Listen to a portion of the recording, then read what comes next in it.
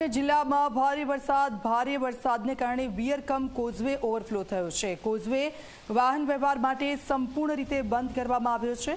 Causeway ભયજનક સપાટીથી 6 metre પર છે।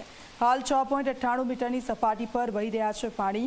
સૂર્યપુત્રી તાપી નદી ભારે વરસાદથી બંને કાંઠે છે।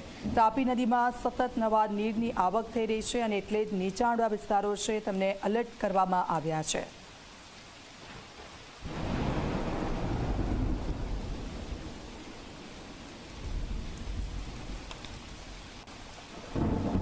સુરતમાં સતત વરસાદથી ખોરવાયો વાહન વ્યવહાર। કાંગારુ સર્કલથી ગુડાદરા જતા માર્ગ પર પાણી છે।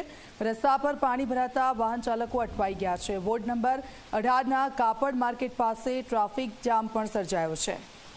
ટ્રાફિકની સમસ્યા, બીજી તરફ વાહન ચાલકોને પરેશાની, કારણ કે અનેક રસ્તાઓ એવા છે સુરતના કે જ્યાં પાણી ભરાઈ ગયા છે અને ત્યાંથી લોકોને અવરજવર માટે મુશ્કેલી થઈ રહી છે, એટલે ટ્રાફિક જામના દ્રશ્યો પણ સામે આવી રહ્યા છે।